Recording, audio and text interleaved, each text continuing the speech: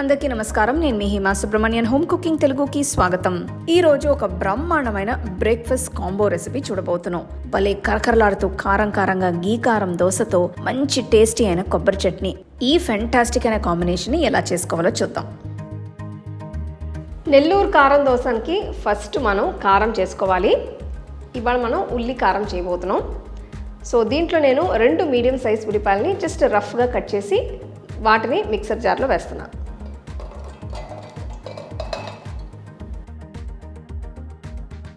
Next నేను దీంట్లో 12 ఎండుమిరగాయలు వేస్తున్నాను.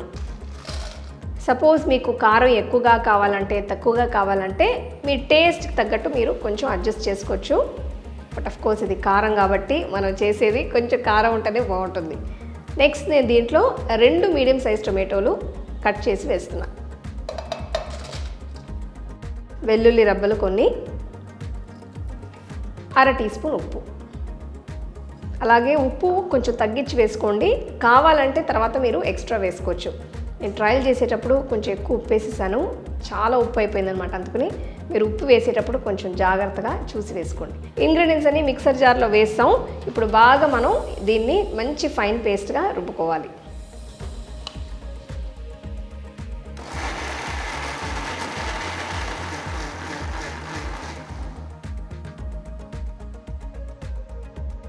సో మన ఉల్లిపాయ కారం రెడీ. అసలు నీళ్ళే వేయకుండా నేను దీన్ని రుబ్బాను. ఇప్పుడు మనం ఒక బౌల్కి ట్రాన్స్ఫర్ చేసుకో.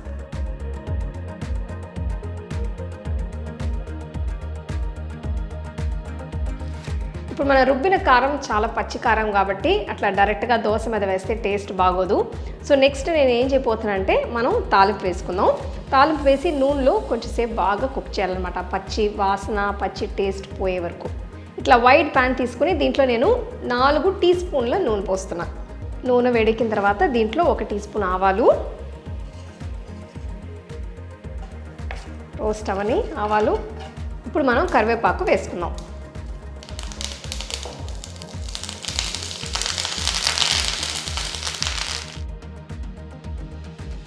ఇప్పుడు నేను దీంట్లో రుబ్బి పెట్టుకున్న ఈ ఉల్లిపాయ కారంని వేసేపోతున్నాను. సో ఒక్కసారి ఇట్లా మిక్స్ చేసి వేస్తున్నాను, ఎందుకంటే నీళ్లు కొంచెం సెపరేట్ అయిందనమాట. సో ఇప్పుడు నేను దీంట్లో వేసేస్తున్నా.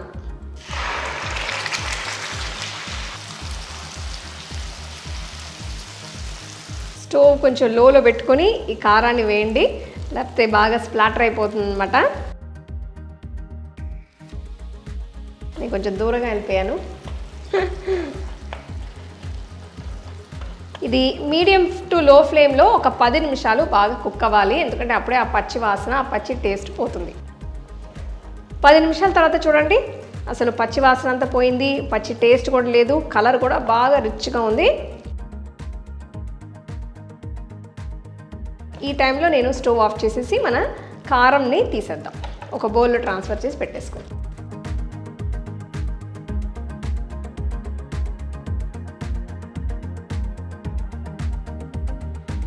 మన ఉల్లి కారం రెడీ అండి. ఇప్పుడు నేను ఇంట్లో రుబ్బిన పిండే నేను వాడుతున్నాను ఈ దోశలకి. తవా వేడైపోయింది. ఇప్పుడు మనం దోశలు వేస్తాం, మొదలు పెడదామా?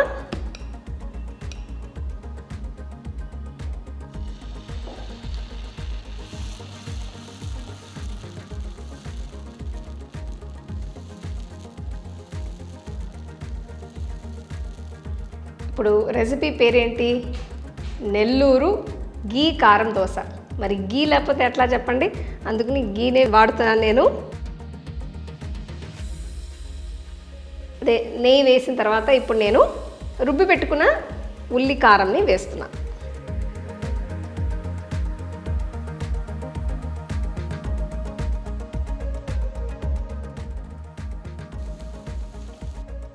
దోశ మొత్తం నేను ఇట్లా స్ప్రెడ్ చేసేసాను అనమాట.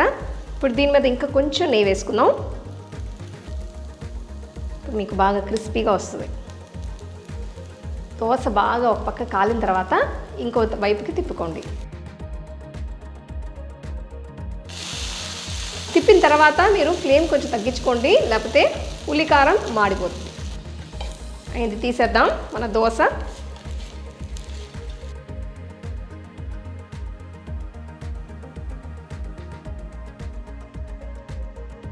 మన నెల్లూరు గీ కారం దోశ రెడీ అండి.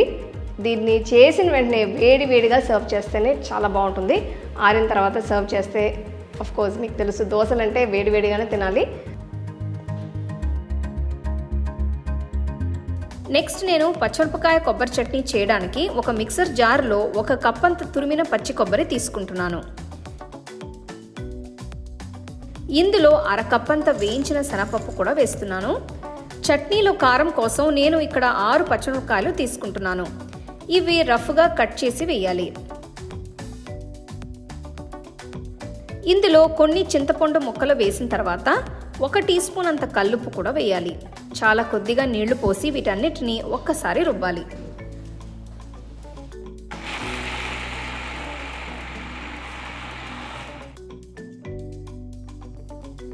ఆ తర్వాత ఇంకొన్ని నీళ్లు పోసి చట్నీకి మెత్తగా రుబ్బాలి.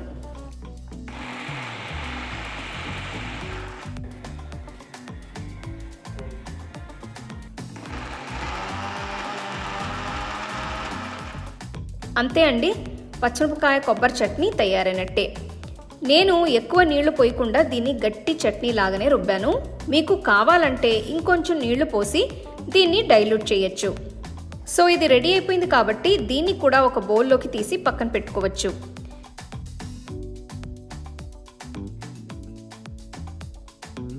ఈ 2 చట్నీలకి తాలింపు కోసం ఒక చిన్న గిన్నెలో నేను 2 టేబుల్ స్పూన్లంత నూనె తీసుకుంటున్నాను. ఇందులో 2 టీ స్పూన్ల మినపప్పు, 1 టీ స్పూన్ ఆవాలు, 1 టీ స్పూన్ జీలకర్ర వేసి వేయించాలి. ఆవాలు చిటపటలాడిన తర్వాత ఇందులో 3-4 ఎండుమిరపకాయలని రఫ్గా కట్ చేసి వేస్తున్నాను. ఇవి కాస్త వేగిన తర్వాత పొయ్యి కట్టేసి వెంటనే 1/2 టీ స్పూన్ అంత ఇంగువ వేస్తున్నాను.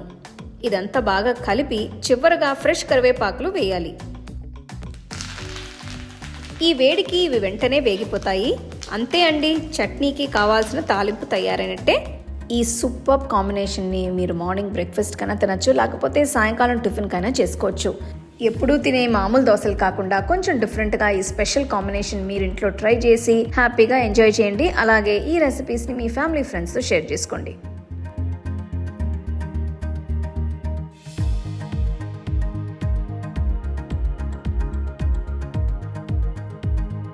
మీకు ఈ వీడియోలో నేను యూజ్ చేసే ప్రోడక్ట్స్ నచ్చితే కింద ట్యాగ్ చేశాను, చెక్ చేసి చూడండి. The second edition of the home cooking book is now available on Amazon as well as on shop.homecookingshow.in.